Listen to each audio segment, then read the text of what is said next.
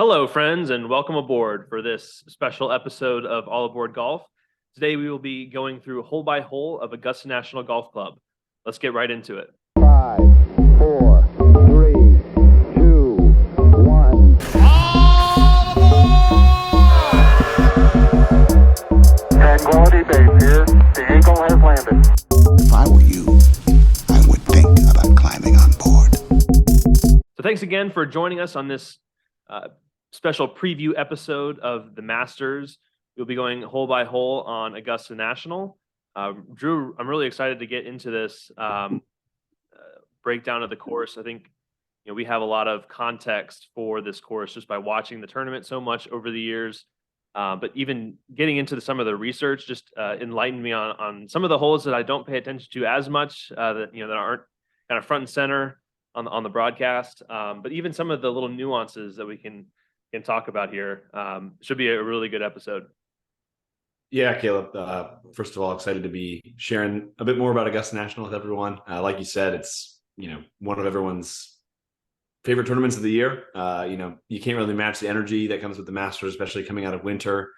Being from the Northeast, it was a big deal when you started seeing Masters commercials, and when that calendar flips to April, you know something's coming soon. So the Masters is actually it's just one of the best times of year. And I noticed, Caleb, I think the excitement is palpable. So I happen to have a green shirt on right now, and it looks like you've got a yellow sweatshirt on. So I don't know how planned that was, but it looks like we ended up kind of wearing the Masters colors for today's show by coincidence. So excited to be here, excited to share more about Augusta National. I've actually been to Augusta National once before, so I was pretty young, but hopefully can lean on some memories too as we go through these holes. It definitely was not planned on the outfit front, but it worked out for us. So let's jump right into it. We have the first hole, and something you'll notice right off the bat, if you have watched these episodes, these hole by hole episodes before, we have a little bit of a visual aid on YouTube and on Spotify to go along with the audio version of this podcast. And you'll notice that there is a name associated with each of the holes, and that is something that is unique to Augusta National and the Masters. Each hole is named after one of the flowers that is on the course. Drew, do you have anything to add about this unique feature?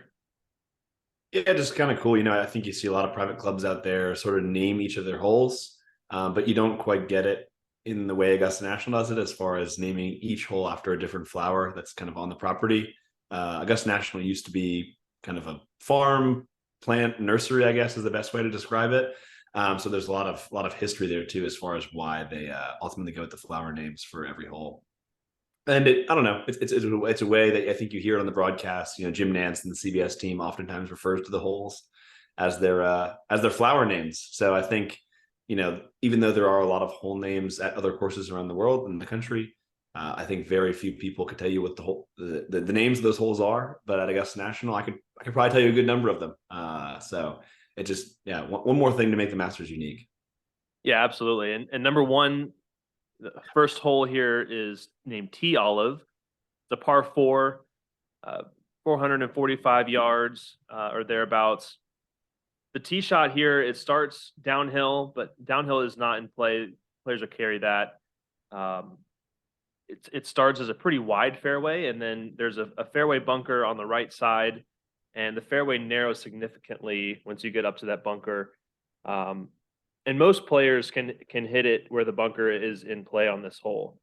And so most players are going to be trying to avoid that bunker off to the left. So you'll see a lot of tee shots either go off to the left of the fairway and down in it. Some of them even go into the ninth fairway. Players will be hitting over the trees to get back to the first green. But just slightly into the rough is no problem on this hole, unless you get super far into the rough where you get some tree trouble in the pine straw. You shouldn't really have a whole lot of issues on the first hole on your tee shot. On your approach, there's a false front on the front of the green, so it's important to carry that. So you might see some players not quite get it far enough onto the green, and the ball rolls back on them, and they have a pitch shot. The chips around the green on the left and right side aren't too terribly tricky, at least by Augusta National standards. But if you go long, it's a pretty steep pitch shot, and then you're pitching back onto the downslope. It can be relatively difficult to get the ball to stop, depending on where the pin location is. That's my kind of main analysis for the hole. Drew, do you have anything to add here? Yeah, I think a couple things I'd add. You mentioned that bunker is sort of in play for a lot of players off the tee. I think in recent years, you've seen more of a proliferation of players choosing 3-wood off this tee as opposed to driver. So I know notably seen Tiger do that, seen Jordan Spieth do that. I listened to a great interview that No Laying Up did with Mark Leishman's caddy, Matt Kelly, who provided a lot of insight into Augusta National. And he said that it's a tough hole for Mark Leishman because he hits driver, he's got a shorter approach shot in, but things tighten up a lot around that bunker. If he hits 3-wood, he knows he can lay back short of the bunker and have a little more width off the tee, but it's going to be a long way into that green. So I think that's a consideration we see with a lot of players too, that maybe are average length or slightly above average length even. Are they going to hit driver or 3-wood? So that's one thing to consider. One brief kind of random stat as well. I can't remember the exact number off the top of my head, but I remember watching the Masters when I was in high school. And they said that Tiger Woods had actually hit the 9th fairway off the first tee like more times than he hit the first fairway off the first tee. So it was some interesting stat where I guess you really don't want to hit it right on this hole, obviously, as you can see on the video here. So hitting it left is safe, and apparently Tiger did a lot of that. But he's got 5 green jackets, so who am I to question that? But I think the most interesting thing about this hole, Caleb, is the approach shot. I think it's the most difficult shot on the hole in a lot of ways. Mm-hmm. It's interesting. Justin Rose kind of shared this little nugget a few years ago that I thought was really insightful on number 1 here. He said, I always aim for the middle of the green on number 1, because if you hit it in the dead center of the green, you are 20 feet away from every possible hole location on the putting surface. And I think that's great advice, honestly, to any player. I think we do see a lot of players not necessarily trying to go pin seeking at number 1. So to me, it makes sense. Like that green is relatively severe, as you mentioned. So not a lot of place for hole locations. There's really only 4 hole locations they can use on that green that are reasonable for tournament play. And if you're dead center of the green, you're in a great spot to maybe make a longer one for birdie and set yourself up for a 2-putt par to get things going. Yeah, absolutely. Number 1 is definitely a spot where you're going to see the vast majority of players going for the middle of the green. You're not going to see a whole lot of pin hunting. And I think that's a feature of the hole, like you mentioned, Drew, but it's also just a feature of this is the first hole at Augusta National, the Masters. You just want a relatively easy 2-putt par to start your day and kind of get into things. You're not trying to go right at it to start things off and risk bogey or worse. So that wraps up hole number 1, tee olive. And after that, the players will transition to hole number 2. Its name is Pink Dogwood. It's a very long par 5, but the tee shot is a dog leg to the left and it plays down the hill. So players, if they hit the fairway, can get a pretty significant run down this hill.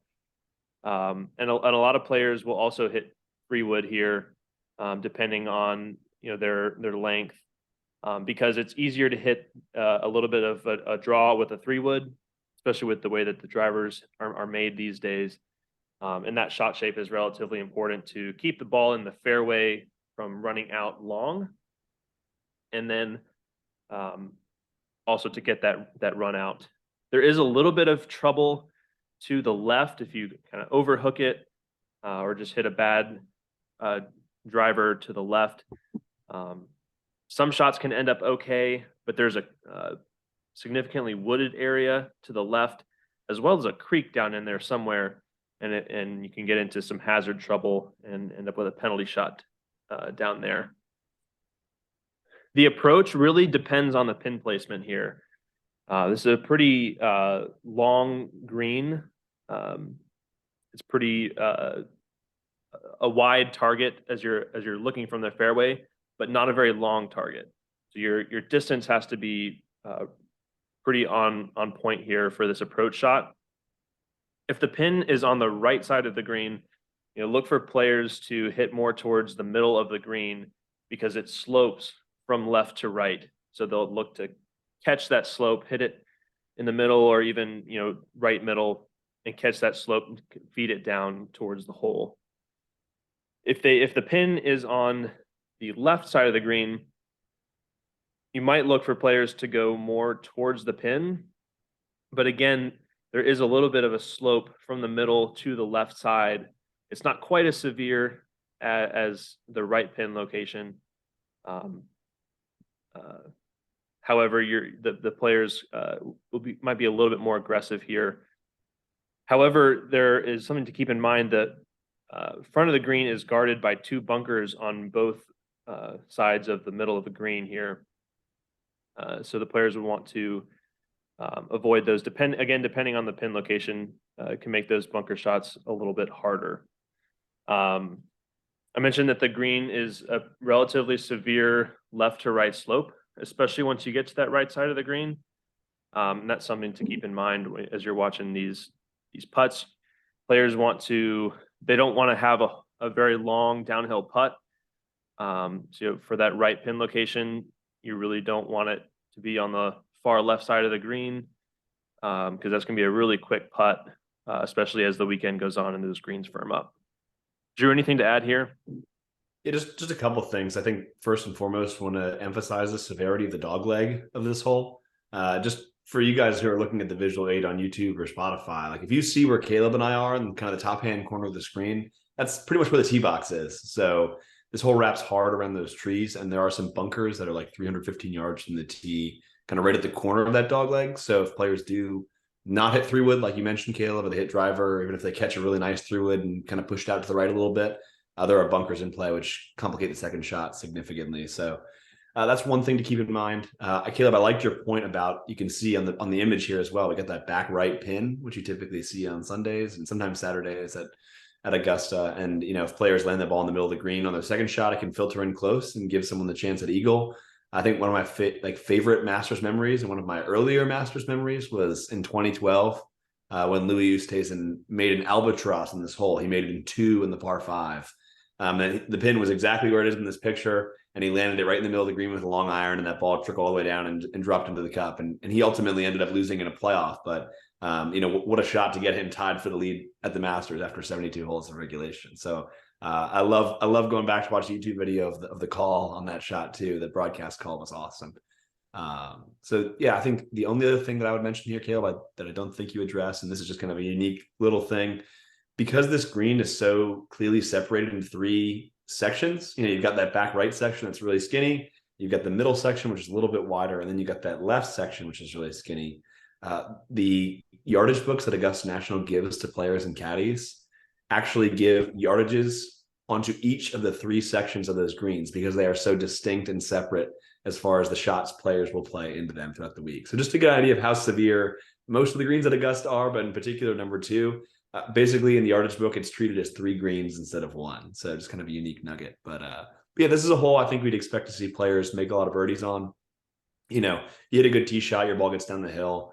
You'll have the opportunity to hit a long iron most of the time into the green, and these guys are good. They'll find the green with that, and have some good looks at eagle. I'm sure we'll see a few of those, but a good number of birdies as well. As a player, I think you would sort of expect to birdie this hole. I think of the par 5s at Augusta, it's probably the least risk reward in terms of you've got the upside of birdie like you do on almost all the par 5s out here, but probably the least risk compared to especially some of the ones in the back 9.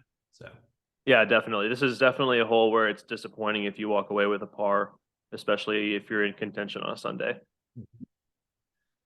So number 3, it's called Flowering Peach.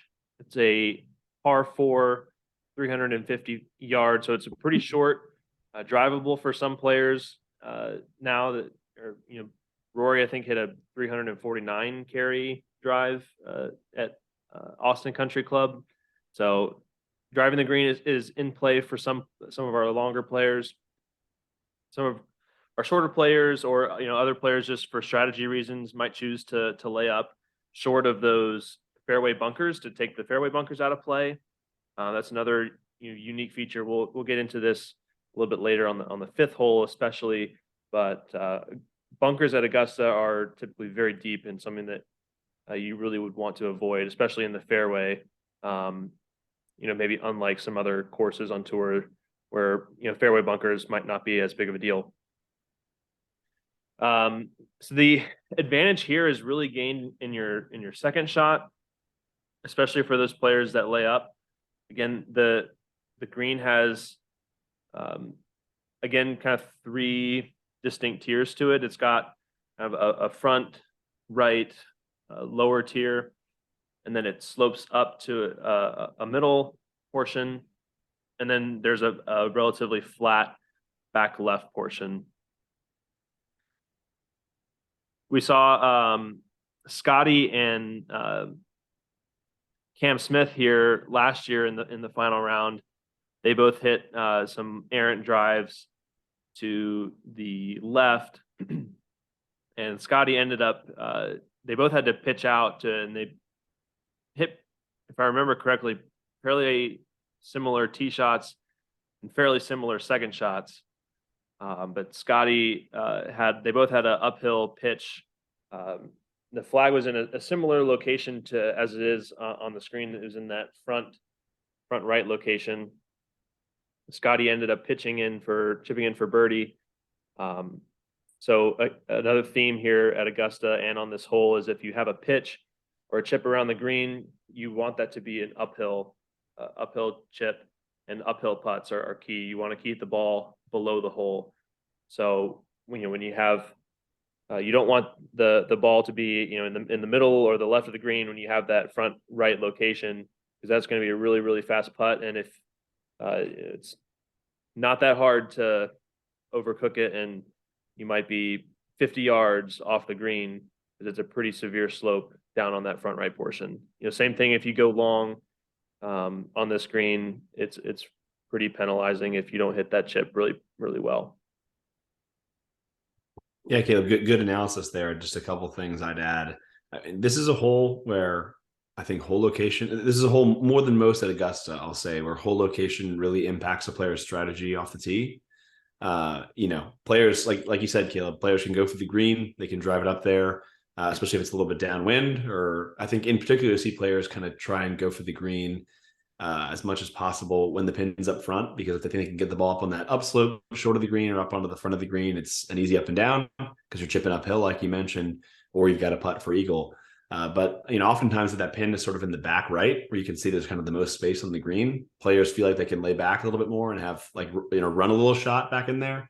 So I know when Tiger won the Masters back in 2019, the most recent time, I think he laid up at least 3 to 4 days, or maybe all 4 days, because if you hit like a mid iron sort of over onto the right side of the fairway, it's pretty flat, and you have just a wedge into the green that you can control. And so I think we'll see a good mix of players both go for the green and do that. I think the longer guys can get up closer to the green. It's maybe an easier call for them to kind of go for it.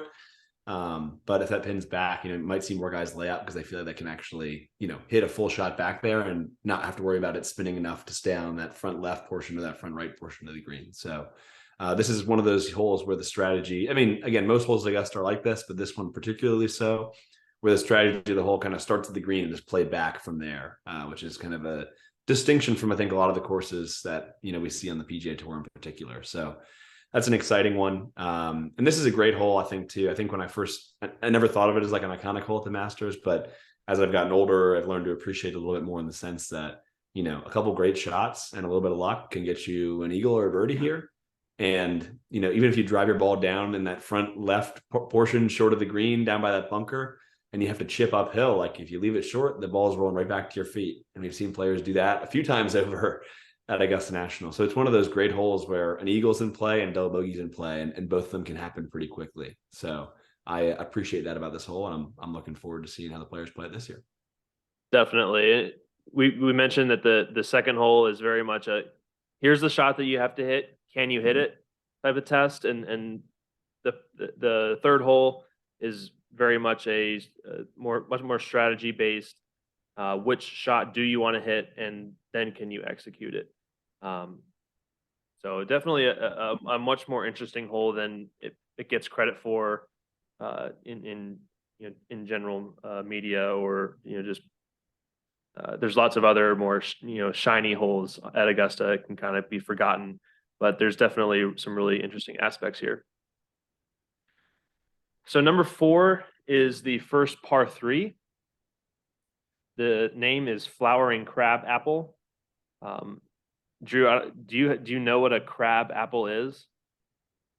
I have seen a crab apple in person. Kind of a hard one to describe, honestly. I would just encourage people to Google it, but it's a beautiful plant. So definitely worth a look. Well, in addition to crab apple, it's home to the only palm tree on the course, which is an interesting fun fact of hole number 4.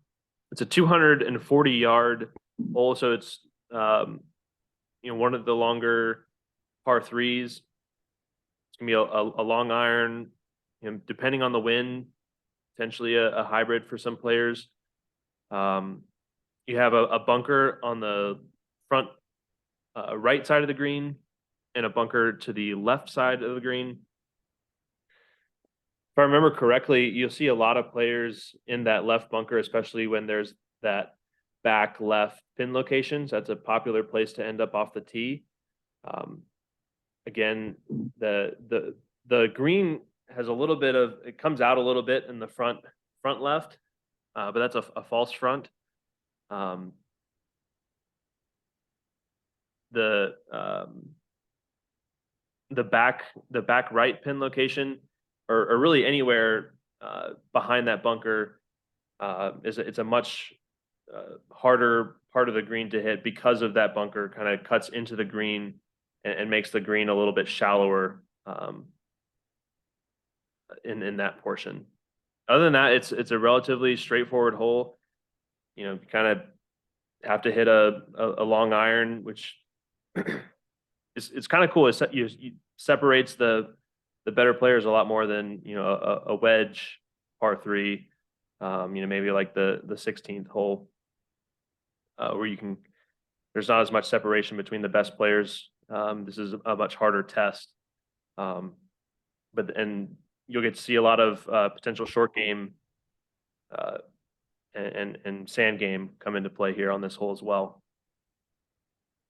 Yeah, Caleb, I will say, I mean, you sort of described it as a straightforward hole, and I think I agree with you in the sense that it looks like a straightforward hole, but I am always surprised at how much over par, or how difficult in general relative to par, and relative to past fields sometimes this hole plays during the Masters. I don't know if the Augusta National is known for swirling winds, especially in the par 3, so maybe that plays some factor in it, but I've heard a lot of players in interviews over the years talk about how they feel that this green is a relatively small target for the length of shot they have to hit. So this hole looks like it's a little bit downhill. It doesn't really play as far downhill as it looks based on what I've heard. And, players are still hitting, it's a 220-yard shot, right? And 240, depending on which tee they play it from, So it's really, we'll say it plays like a 220 shot. A lot of guys are still hitting like 4 irons, 3 iron to 5 iron really into this green. And it's not a huge target. And like you said, Caleb, there's a false front there. So that target is effectively smaller than it actually looks when you're looking down at it. So as a kid, I'd watch the Masters and think number 4 looked super easy and wonder like what the heck the players were doing. And I was like, I could do a better job than that. But I think there's something going on there that doesn't really come across on TV quite as much, that makes that hole really tricky. And you can't really miss it long. You don't really want to be in that short right bunker. The only spot you can kind of miss it for the most part and be okay is, like you said, that left bunker. So we've seen players aim for that bunker over the years, which is always an interesting thing, like trying to miss the green. But I think that speaks to the wildness and weirdness of number 4 at Augusta. Yeah, straightforward definitely does not mean easy. And I think that strategy will physically come into play. is straightforward. It's the hole's right in front of you. Yep, exactly. Yeah. And I think, Drew, that bunker comes into play, especially when greens are super firm and fast. Yeah. And it's really hard to hold these greens with a long iron, 4 iron, or maybe even hybrid in some cases. So hitting that bunker is the only way to make sure that you're not long of the green, which is important, especially when chipping back might mean, if you don't control your run out, that you end up in that front right bunker anyways. Well, it is one of the few, and we'll get to this too, especially with the back nine. It's one of the few shots at Augusta National where players are going to be expected to hit an iron or a hybrid of that length into a green. And maybe that's changed a little bit with the new changes on the 13th hole. But for the most part, this is one of the few true long irons you're going to see from players, which again makes this hole distinct at Augusta National. And just as a brief note before we move on to number 5, I've got an article up on my other screen here that says, "Can you eat crab apples for dinner?" So it's a beautiful tree, pink flowers, actually produces apples, but they're really small. So, I mean, they're apples that a crab could eat that, they're the size of, they're crab sized apples. We'll put it that way. Okay. Well, there you go. So number 5, it's a really long par 4. This is another hole that players can end up hitting long irons into the green on, depending on the tee shot. This actually might be my favorite hole on the front 9. This is a really wow. That's probably my least favorite. So we'll really? talk about that. Yeah. It's a relatively demanding tee shot. You cannot hit it left, which we can talk about how difficult that is with most players fading the ball off the tee with a driver these days. So depending on the player, you might see a player laid back a little bit, but again, there's risk in that because that makes your second shot a lot longer on this relatively long par 4. But those bunkers on the left side of the fairway are absolute death. They are craters. It literally when you see a player hitting out of it on TV, it literally looks like they're hitting out of a asteroid crater in the middle of a golf course. You can't see the hole. You can't see the green at all. It's a really difficult shot out of there. Very, very hard to hit the green. So you have to absolutely be right of this side of the fairway. For the approach shot, it's really important to get it on that top shelf of the green. This is a really tricky green. It's really easy to 3-putt. Tony Finau had troubles with it in the final round of the 2019 Masters. I think if I remember correctly, he had the best approach shot of the 3 and ended up 3-putting for bogey. So it's a hole that it demands something from you from the tee all the way to getting it in the bottom of the cup. And it's one of the few holes where you're not seeing a whole bunch of gap wedges and pitching wedges. So I think that's the reason that I appreciate this hole. Drew, what's your take? Yeah, I can certainly appreciate the hole for the reasons you described. I kind of think it's just too brutal. I really do. I think if this hole were designed today, and I think if this hole was not at Augusta National, you'd hear a lot more players complaining about it. I really believe that. The hole was already super hard, and then in 2019 they backed it up and made it 495 yards, which is the second longest par 4 in the course. And I mean, you make a great point. The bunkers are great defense. Those were always really deep, and it's I think Tiger Woods described it as unplayable if you're in the bunker because you just can't reach the green from there, like you said. So it is truly an asteroid crater.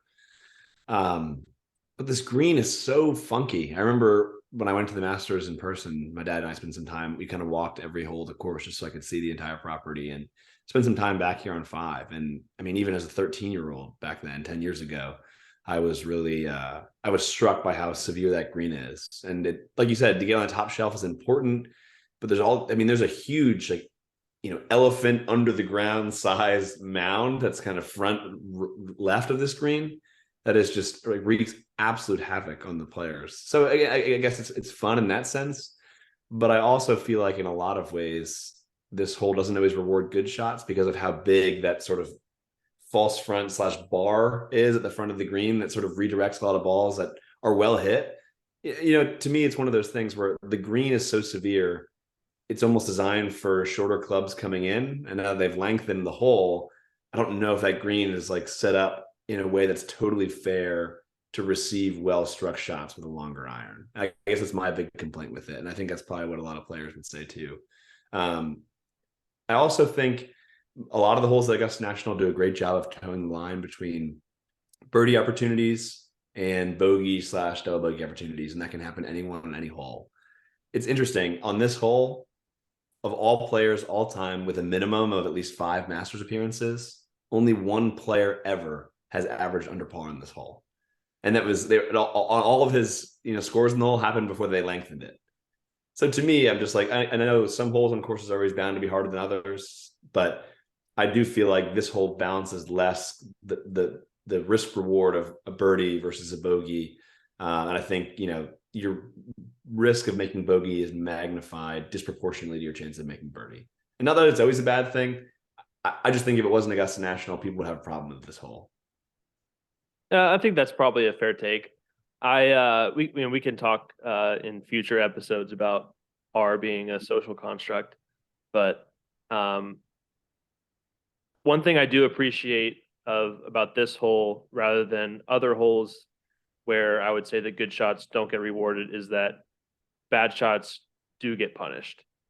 There are very clear questions that this hole is going to ask of you. Very clear and obvious spots where you can't be.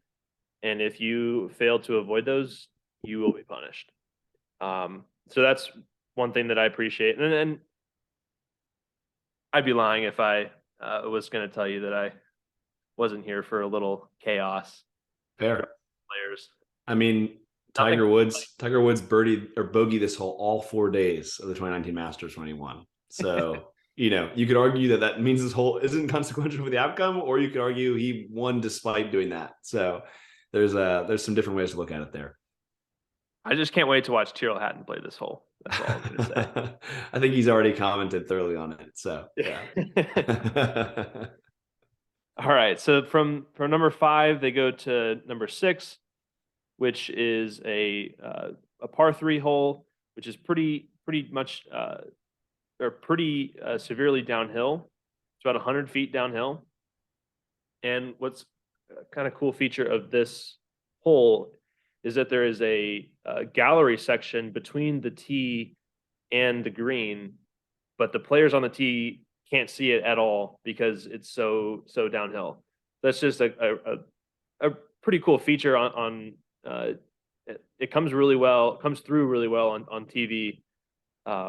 Looks pretty cool, especially on Sunday when the crowds are massive following the leaders through, and you can see this perfectly green grass with this gallery that has all different colors, spring colored shirts on. It's just a kind of a cool TV view. But for the hole itself, you have a bunker, a weirdly shaped bunker, short left. It slopes from right to left, kind of from the back left down to the front right. There's a shelf in the back left, and then the top right of the hole, or of the green. There's a shelf, and when there's a pin location back there, the players can go right at the pin, but you have to be careful of going long on that hole because there at the back of the green is a pretty severe downslope. And if you landed on that downslope, it'll catapult right into the crowd, and you'll have a relatively tough pitch shot that you don't want to go long, because then it can take that slope if you don't hit it precisely enough, and you might even go all the way off the green if you go too long on that one. So it's a shorter par 3, significantly shorter than hole number 4. But still a lot of action on the green, a lot of slopes. I mean, that's a big thing at Augusta, very sloped greens, and this one's no exception. Yeah, just 2 quick things I'd add to that, Caleb. You mentioned that shelf, and you can see the shelf very clearly in this picture here in the top left or top right-hand corner of the green, that back right. That's the hardest pin for players to have access to, and they'll put at least 1 pin up there throughout the week, almost every year, sometimes 2. And Adam Scott actually described, a Masters winner, actually described landing trying to get his ball close to the hole on that right side is like landing his 175 or 180 yard shot on the hood of a car, which, harkening back to our players episode, is kind of what Jack Nicklaus said about every hole at TPC Sawgrass. So Yeah, that sounds familiar. yeah, sounds familiar, but that shows how difficult that particular shot is. I think those left-hand pins are much more accessible because players can land it in the middle of the green and sort of use the slope to feed it down. So that's where you'll see more of the birdies. And they'll typically set it up on Saturday with that pin on the left, and they're trying to create some drama with a chase from some players on Saturday. But the other thing I'd mention too, and this is a great nugget I got from that Matt Kelly interview I mentioned earlier. They said if you're putting up to that flag that's on top of that ridge on the right side, if you putt your first putt a little bit too far past and you've got a 5 or 6 footer coming back down the hill, it's very easy to like you said, Caleb, not just chip it off the green, but literally if you miss a putt from 5 feet, you could roll that ball all the way back off the front of the green if it catches that slope and rolls back down in front of the hole. So this is one where there'll be birdies on the days when the pin is sort of on the left, and you'll see a lot of bogeys and a lot of players going long, I think, when the pin's on the right. So one of my favorite holes at Augusta. I think it's just a visually very appealing hole. So I also like to draw the golf ball. So to me, it sets up really nicely just in general for hitting a little draw. So maybe that's why I like it. But this hole has always appealed to my eye. Yeah, and for that back right pin location, some players will go straight at it at the green. Tiger in 2019, he kind of used one of the mounds on the side to feed it down from the rough down to that pin. And use the rough to slow the ball down as it came down. So that's one way the players can keep it on the green in that back right pin location. Because while it is probably the flattest part of the green, it is the smallest shelf on the green. So it's a tough green to hit. So hole number 7, this is probably the most consequential tee shot of the front 9. A former champion said that you absolutely have to get it into the fairway on this hole because the woods on either side will block you to the green. It's a very straight hole. See a lot of dog legs through the hills at Augusta, but this is a very straight hole. You can see the green directly from the tee.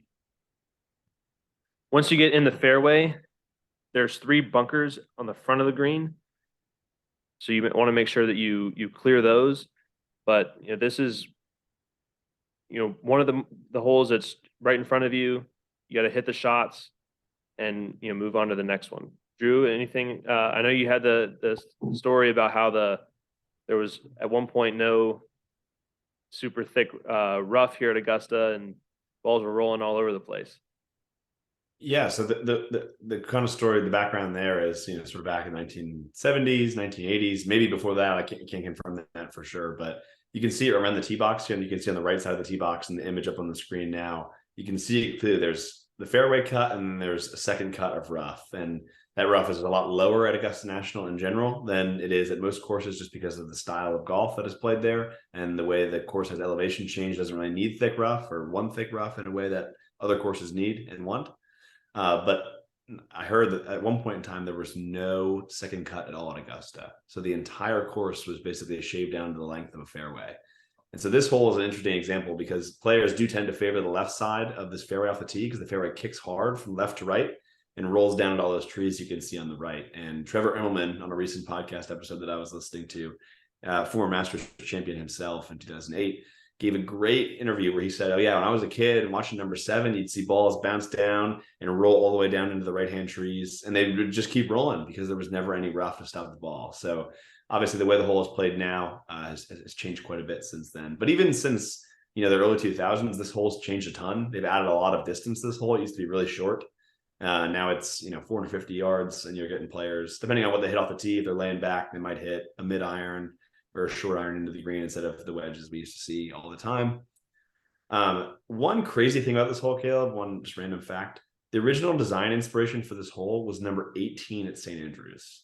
And I look at this hole now and I think about 18 at St. Andrews, which is 129 yard wide fairway, really has deviated a ton from its original design purpose or its design inspiration. So I can't really imagine a hole too much different than 18 at St. Andrews, and that's kind of what we have now. So that's just one interesting thing. Yeah, if 18 at St. Andrews is what they were going for, wild failure on that. But I think it's pretty good for what it ended up being. I neglected to mention the flower on number 6 was juniper, and we can't leave number 7 without mentioning that the flower on this hole is the pampas. Am I saying that right, Drew? I would say pampas. Pampas. Yeah. Pampas. Not quite a botanist. Yeah. The last thing I'd say about number 7, don't go long on your approach shot. Being in the back bunker, this green is basically it's elevated and it's totally encircled by bunkers, and you just can't go long. If the pin's in the back of the green too, you really can't be long. But if the pin on Sunday, typically they'll put it down in a bowl sort of in the front of the green so players can land the ball beyond the pin and have it roll back down. And so, you'll see eagles, birdies. Really par is not even a great score on a Sunday when the pin's down there. But if players have a clear shot into this green and that pin's down in that funnel, you'll see them hit it close. But otherwise, they can really make this hole tough. So day to day, I think this hole is probably one of the widest variance holes, because I know in 2019 this hole actually played as the hardest hole in the course in the first round, which is super interesting. And then it did not the rest of the week because of where they put the pin. So yeah, that is really interesting, because I think out of all the holes at Augusta, I think number 7 is the one that I can least picture. It's the one that I have seen the least amount of shots on, and the one that I would know the least about just off the top of my head. All right, so let's go to number 8 now. The name of this hole is Yellow Jasmine. It's a par 5, 570 yards. On the tee shot, you want to avoid the short right bunker. Again, fairway bunkers at Augusta are usually not good to be in, especially relative to other courses that you'll see on the PGA Tour. It's about the approach shot is about 10 to 15 yards uphill. You'll see a lot of players be able to reach the green into. Chipping around this green is generally okay. We saw Scotty Scheffler did a pretty good job around the green on this hole when he won the Masters last year.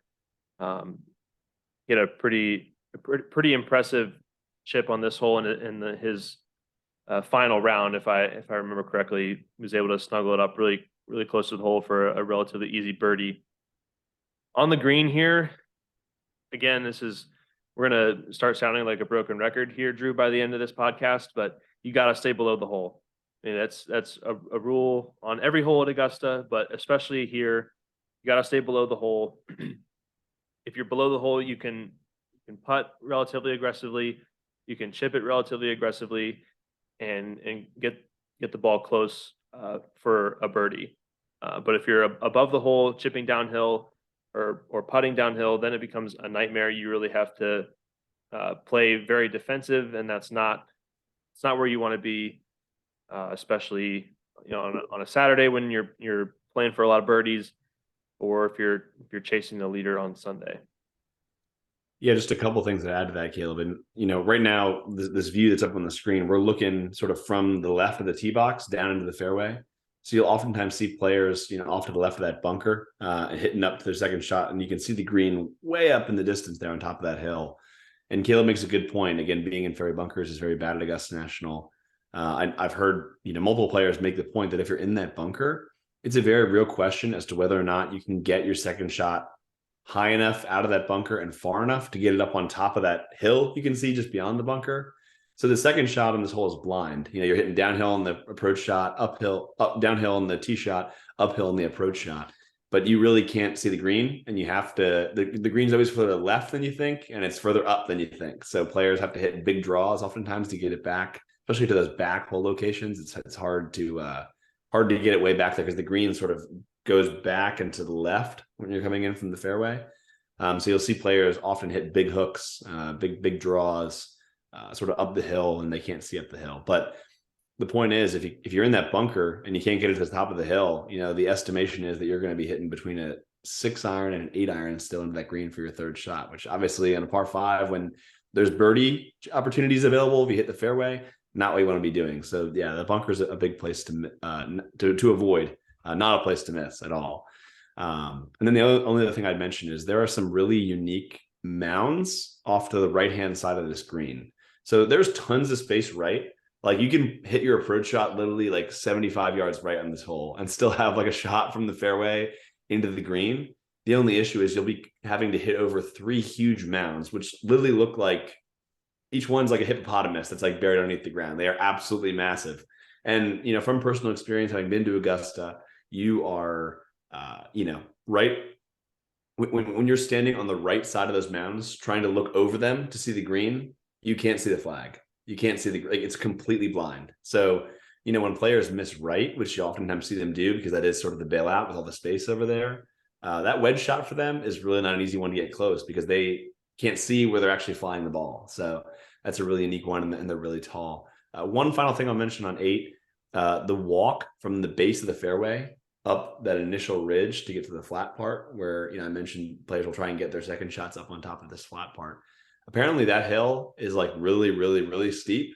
And on TV, like most of the slopes at Augusta National, does not do it justice. So I've heard some stories about some players. I heard, I don't know if this is true. It's a rumor I've heard about Tiger Woods. I think maybe once his back problems started, that he began to walk in a zigzag pattern up that hill because it was legitimately too steep for him with like back issues to walk straight up. So again, I think one thing I'll keep coming back to, and one thing I can keep harping on from my personal experience in visiting Augusta National for the Masters, it is so unbelievably hilly, and that does not come across on TV whatsoever. Caleb, I think you mentioned the viewing area on 6. Like that could only happen because the elevation change is so significant.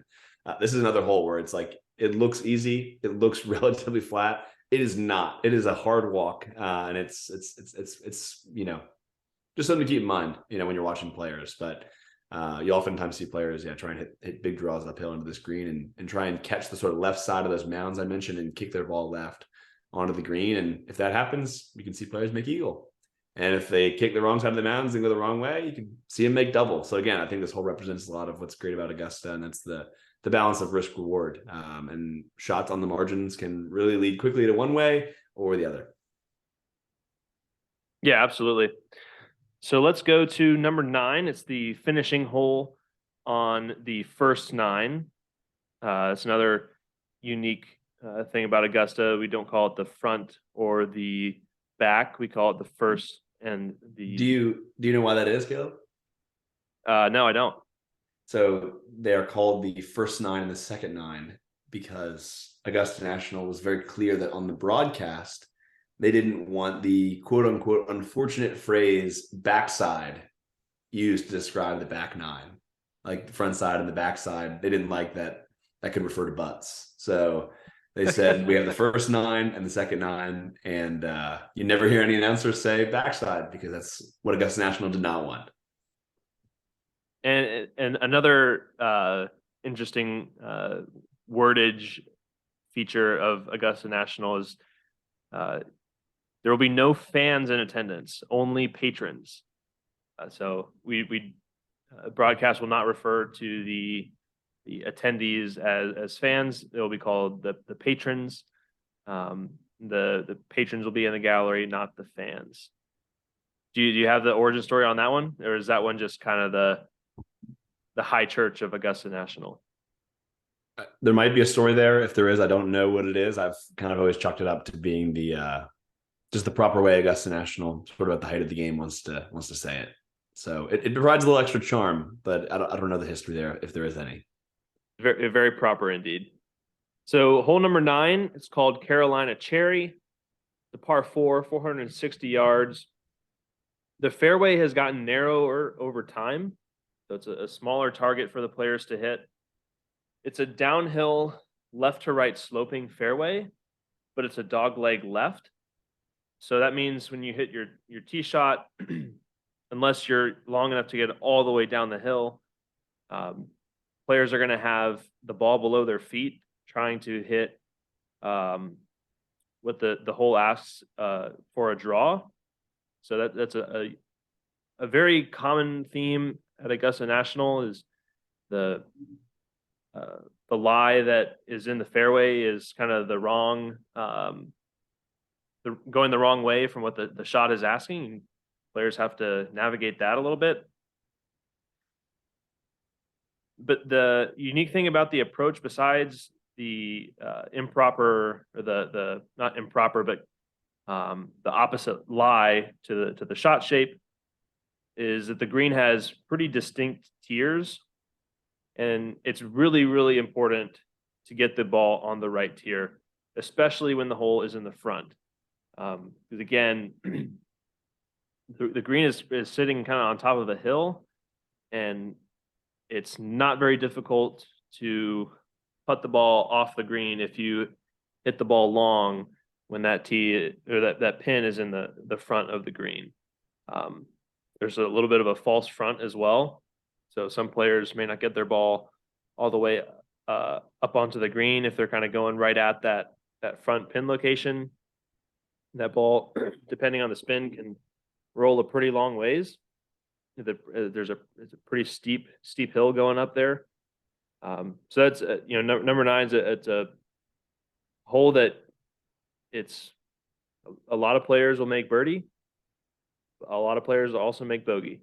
So again, Drew, you talk about the risk reward. You got to hit good shots. If you hit good shots, you're going to be rewarded. If you hit bad shots, you're going to be in trouble. This is a pretty good example of that as well to finish your first 9. Yeah, this is an interesting one, Caleb. This is a pretty generous fairway. Players basically hit down into a chute, and then the green is sort of up and to the left. So we're looking at it from like the bend in the fairway right now. So players can basically hit it down straight into the edge of the bend, and then they'll have this uphill second shot up into the green. Apparently, at one point in time, I have 3 things to say about this hole. Apparently, at one point in time, there were no trees between number 9 and number 1, which is off to the left. So this fairway was effectively like 300 yards wide, I guess, for a number of years, and then they grew some trees in. But still, you can still miss it over in those left trees a little bit and kind of get down past the trees, or even left of those trees, and you don't have a great angle in with those bunkers in your way, but you could still have a shot to at least get close to the green, if not on it. So again, a more generous tee shot, but a premium is placed on the angle you're going to be playing your second shot from, which I think is the case at most holes at Augusta National in general. Generous off the tee, but you still want to place your ball in the right spot. 2 Masters memories stand out to me. 1996, I was not alive yet, but my dad was at the Masters this year, and he, has told me a lot of stories from the time he went. That was the first time he went before he and I went together in 2013. And that was the year Greg Norman had a huge final round lead and ultimately kind of choked in the back 9 and blew his lead, and Nick Faldo ended up winning the Masters. And Greg Norman, people think it was a terrible day because he shot like 76 or 77 or something like that. But what people don't realize is he was even par through 8 holes that day. And his second shot was coming up from the fairway here on number 9, and he left it just a few yards too short. And it caught that false front, and it rolled all the way down that big hill you're seeing just short of the green. And he couldn't get up and down. He made bogey to kind of start a bad run that ultimately cost him the tournament on the back 9. So number 9 was kind of the start of that, and that's one of the most famous Masters in history. The other thing I'd say, this is a slightly less serious memory. I remember watching Tiger in the 2015 Masters, playing with Rory in the final round. And they were playing this hole together, and Tiger hit his tee shot over to the right, sort of in the pine straw, and he hit his second shot out of the pine straw towards the green and kind of recoiled immediately and was holding his wrist, and whatever, clearly was in pain with the wrist for a few holes after that. And they asked, Tiger shot 1 over, and after the round they asked him, what happened on 9? And he's like, oh, like my bone just popped out, so I just kind of like took my bone and just like popped it back in and finished the round. Which I think most medical professionals severely doubted that story. I also don't think it's exactly what happened, but this is the hole where Tiger claims to have popped his bone back in and then finished the back 9 at Augusta. So I'll leave that one there because he's a 5-time champion of the tournament, but not sure how true that one is. So that'll do it for the preview hole by hole of the first 9 at Augusta National for the 2023 Masters tournament. Some really exciting holes here. There's a lot of TV coverage of the holes on the back 9. Some of the more famous holes people recognize. But the first 9 is not to be forgotten. As we've gone through here, Drew, lots of great shots, lots of a beautiful golf course, great design, and lots of important questions that are being asked of the players here. But this is where we're going to wrap it up for this part 1 episode. Check out part 2 as we go through the second 9.